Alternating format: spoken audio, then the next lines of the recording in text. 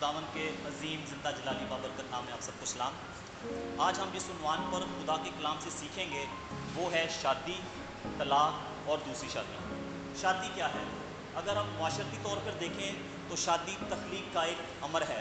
खुदा ने मर्द और औरत को अपनी सूरत पर बनाया और खुदा की ये सूरत मर्द और औरत की सूरत में हमें नज़र आती है। दोनों को एक दूसरे के लिए बनाया गया। शादी का रिश्ता इस वहदत का दूसरा नाम है। ज़मीन पर सबसे खूबसूरत रिश्ता मियाँ बीवी का है। खुदा ने सबसे पहला रिश्ता मियाँ बीवी का बनाया, बाकी रिश्ते इसके बाद आते हैं। लेकिन हमारे यहाँ उल्टी गंगा बहती है। शौहर बीवी को कहता है तेनू तो मैं छड़ दांगा पर अपने माँ प्यो नहीं छड़ूंगा। पैदाइश में अगर हम देखें, पैदाइश दूसरा बाब उसकी 18 आयत में खुदावंद खुदा ने कहा कि आदम का अकेला रहना अच्छा नहीं, मैं उसके लिए एक मददगार उसकी मानित बनाऊंगा। शादी एक अहद है, उम्र भर साथ रहने का। मियाँ बीवी का सारी उम्र के लिए अपने पार्टनर के साथ रफाकत रखने का कि मैं तेरी तन्हाई दूर करूंगी, और शौहर कहता है कि मैं तुझे कभी तन्हा नहीं रहने दूंगा। अहद के लिए अबरानी में जो लफ्ज़ इस्तेमाल हुआ है वो है कारत ब्रेद। कारत का मतलब है काटना और ब्रेद का मतलब है अहद। अबरानी में अहद बांधना को अहद काटना भी कहते हैं। खुदा ने इब्राहिम से वादा किया और अहद बांधा। पैदाइश 15 बाब 9 आयत में खुदा ने इब्राहिम से कहा कि मेरे लिए एक बछिया ले, एक बकरी ले, एक मेंढा ले, एक कुमरी और एक कबूतर का बच्चा ले, उनको 2 हिस्सों में काट और उनको रख। पैदाइश 15 बाब 17 आयत में अगर हम देखें तो वहाँ पे लिखा है और जब सूरज डूबा और अंधेरा छा गया तो एक तनूर जिसमें से धुआं उठता था दिखाई दिया और एक जलती मशल उन टुकड़ों के बीच में से गुजरी।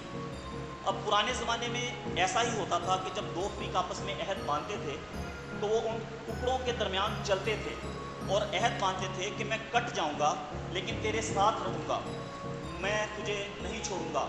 मेरे वसाइल, मेरी ताकत, मेरा मुस्तकबिल, मेरा हाल, मेरा सब कुछ तेरे लिए है। और दूसरा शख्स भी यही बातें कहता था। इसी तरह शादी में शौहर और बीवी 2 ऐसे साथी हैं जिन्होंने अहद कर रखा है कि वो दुख सुख में एक दूसरे का साथ निभाएंगे। खुद कट जाएंगे लेकिन दूसरे को कटने नहीं देंगे। क्या ऐसा अहद हमारे दरमियान भी मौजूद है? हिफ्सियों में शादी के रिश्ते के बारे में बड़ी सिस्टमेटिक तरीके से तालीम दी गई है। मियाँ बीवी का और मसीह और कलीसिया का मुआजना किया गया है। अगर हम हिफ्सियों की किताब में पढ़ें 5 बाब उसकी 22 से 25 आयत, तो उसमें 22 और 23 आयत में यूँ लिखा है, आए बीवियों अपने शोहरों की ऐसे ताबे रहो जैसे खुदावन की, क्योंकि शोहर बीवी का सर है और वो खुद बदन का बचाने वाला है। दूसरे लफ्ज़ों में जो शोहर है वो मैनेजर है, वो घर का लीडर है, जैसे कि मसीह कलीसिया का सर है। यहाँ सर का काम डिफ़ाइन कर दिया गया है, जैसे कि बदन को बचाने वाला जो है वो सर है, मतलब ये है कि वो अपनी बीवी का बचाने वाला है। अगर 24 और 25 आयत पढ़ें, लेकिन जैसे कलीसिया मसीह के ताबे है वैसे ही बीवियां भी हर बात में अपने शोहरों के ताबे हो। आए शोहरों अपनी बीवियों से मोहब्बत रखो जैसे मसीह ने भी कलीसिया से मोहब्बत करके अपने आप को उस वास्ते मौत के हवाले कर दिया। यहाँ यूनानी में मोहब्बत के लिए जो लफ्ज़ इस्तेमाल हुआ है वो है अगापे, जिसका मतलब है बेलौस मोहब्बत, अनकंडीशनल, गैर मशरूत। और हमें भी अपनी बीवियों से ऐसी ही मोहब्बत करने की ज़रूरत है जैसे मसीह ने कलीसिया से की कि अपनी जान तक दे दी। मोहब्बत में मियाँ बीवी के दरमियान यही मयार होना चाहिए। कम्युनिकेशन, राब्ता, अबलाग, बातचीत करना, इज़्ज़त से सुनना, इज़्ज़त से कहना, दुख सुख करना, कम्युनिकेशन में बड़ी ताकत है। इससे रिश्तों में ताजगी रहती है। राब्ते के बगैर जोड़े ख़त्म हो जाते हैं, उसके बगैर हम अपनी अपनी दुनिया में रहना शुरू कर देते हैं। कम्युनिकेशन एक दूसरे की शख्सियत में दाखिल होने के लिए पुल का किरदार अदा करता है। राब्ते या बातचीत रिश्तों के लिए उतनी ही ज़रूरी है जितना खून जिस्म के लिए ज़रूरी है। जिस तरह खून के बगैर जिस्म मर जाता है, कमज़ोर हो जाता है या बीमार हो जाता है, ऐसे ही रिश्ते बातचीत के बगैर टूट जाते हैं या ख़त्म हो जाते हैं। कम्युनिकेशन में सच्चाई, शफाफियत, दयानतदारी होनी चाहिए। मैं सच बोल रहा हूँ मेरे चेहरे से नज़र आना चाहिए, क्योंकि सच्चाई आज़ाद करती है, सच्चाई खूबसूरत है, सच्चाई ट्रस्ट पैदा करती है और झूठ ट्रस्ट को बर्बाद करता है। यीशु मसीह ने कहा कि तुम सच्चाई से वाकिफ़ होगे और सच्चाई तुम्हें आज़ाद करेगी। जो जोड़े आपस में सच बोलते हैं वो आज़ाद हो जाते हैं, वो एक दूसरे से वफादार होते हैं। मीनिंगफुल मैरिज लाइफ के लिए कम्युनिकेशन बहुत ज़रूरी है। बॉडी लैंग्वेज कि मैं बात कर रहा हूँ, मेरा चेहरा क्या कह रहा है। कम्युनिकेशन में 55% चेहरे के तासुरात का किरदार होता है। जब कोई बीवी अपने शोहर से पूछती है, शोहर घर में बैठा अखबार पढ़ रहा है, वो पूछती है आज मैं क्या बनाऊँ, वो अखबार को देख रहा है, कह रहा है क्यों दिल करता ही बना रहा है। इससे आप कम्युनिकेशन को क्या समझते हैं? ये कम्युनिकेशन अच्छी है उनके दरमियान में? नहीं। और यही अगर शोहर जो है उससे बेगम पूछती है कि खाने में क्या बनाऊँ, वो अखबार को साइड पे रखता है, उससे पूछता है हाँ बेगम तुम बताओ तुम्हारा क्या दिल कर रहा है खाने को, तो इससे क्या फ़र्क पड़ेगा कम्युनिकेशन में?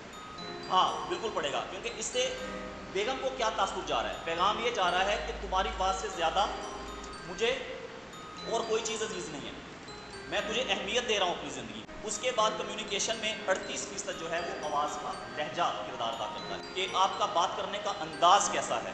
लहजा तीखा है या आवाज़ में मिठास है, सख्ती है, नरमी है, कैसे बोलते हैं।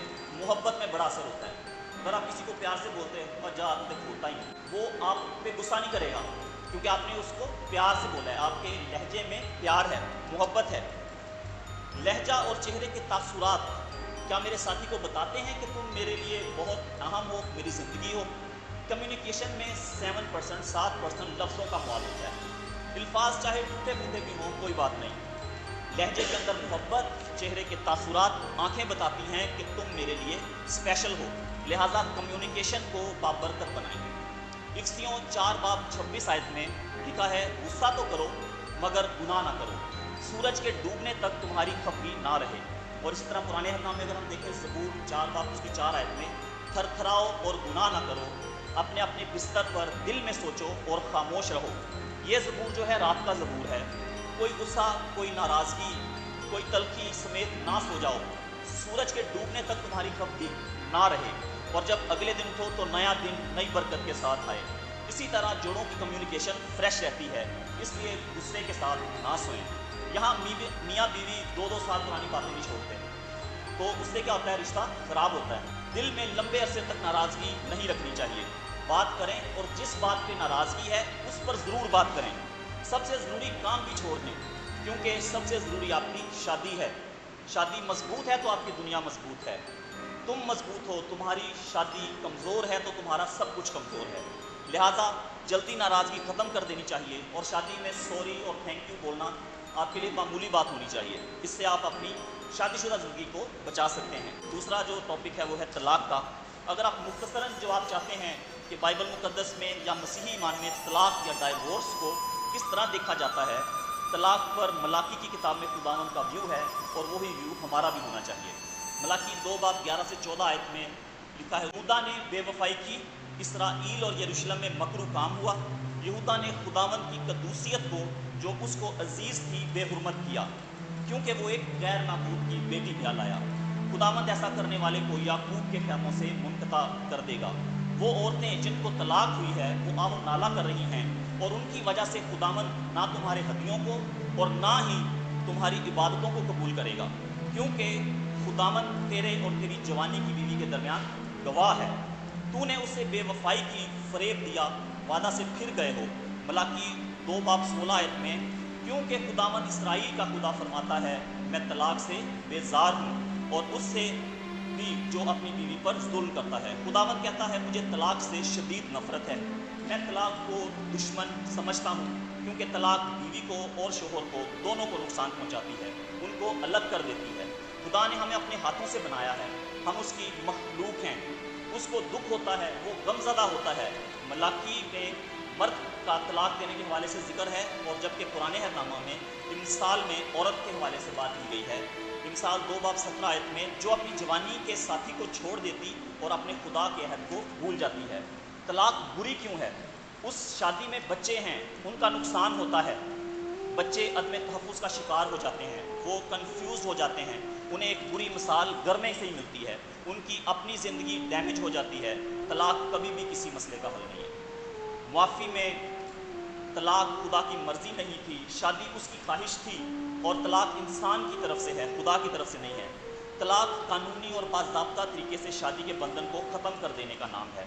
مسیح کے پاس فریسی آئے آزمانے کے لیے کہ کیا ہر سبب سے اپنی بیوی کو چھوڑ دینا روا ہے؟ مسیح نے جواب دیا متی 19:9 میں، جو بیوی کو حرام کاری کے سوا کسی اور سبب سے چھوڑے اور دوسری سے بیاہ کرے وہ زنا کرتا ہے، جو کوئی چھوڑی ہوئی سے بیاہ کرے وہ بھی زنا کرتا ہے۔ ہر طلاق کے پیچھے ایک وجہ سخت دلی ہے، بے وفائی ہوتی ہے، مادہ پرست ہو جاتا ہے، کسی اور کے عشق کا بھوت سوار ہو جاتا ہے، اور دوسری وجہ زنا کاری یا حرام کاری ہے۔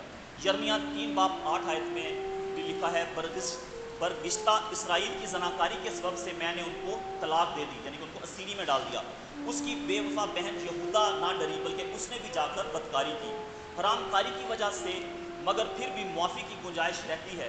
پولوس رسول ہمیں پہلا کرنتھیوں 7:10-15 میں بتاتا ہے کہ جن کا بیاہ ہو گیا ہے ان کو میں نہیں بلکہ خداوند حکم دیتا ہے کہ بیوی اپنے شوہر سے جدا نہ ہو۔ اسی طرح ہی شوہر جو با ایمان نہیں وہ ایماندار بیوی، اور ایماندار شوہر جس کی بیوی با ایمان نہیں وہ ایک دوسرے کے ساتھ ہونے کی وجہ سے پاک ٹھہرتے ہیں۔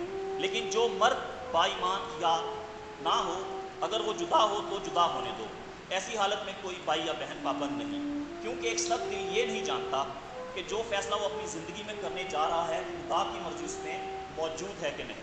دوسری شادی، کچھ لوگوں کا دوسری شادی کے بارے میں بہت ہی سخت موقف ہے کہ مسیحی صرف ایک شادی کر سکتے ہیں۔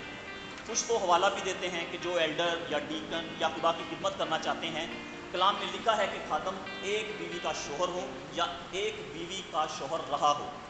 لیکن میرا موقف یہاں پہ تھوڑا سا ڈفرینٹ ہے، لیکن وہ بھی کلام کی روشنی میں یہ فٹ نہیں بیٹھتا، کیونکہ بائبل مقدس میں کچھ جگہوں پر کنڈیشنلی حالات کو مد نظر رکھتے ہوئے دوسری شادی کو انکریج کیا گیا ہے کہ کون دوسری شادی کر سکتا ہے۔ یہ بات بالکل کلیئر ہے کہ بائبل مقدس کے مطابق جس کا پارٹنر انتقال کر چکا ہے، مطلب بیواؤں اور رنڈووں کے لیے دوسری شادی کی اجازت موجود ہے۔ پولوس رسول بھی کہتا ہے کہ بزرگ بیواؤں کے نام لکھو اور ان کی مدد کرو۔ اگر پہلا تموتھیوس 5:11-14 میں پڑھیں تو وہاں پہ جوان بیواؤں کو بیاہ کرنے کے لیے کہا گیا ہے۔ اسی طرح رومیو 7:2 میں اگر شوہر مر گیا تو وہ شوہر کی شریعت سے چھوٹ گئی۔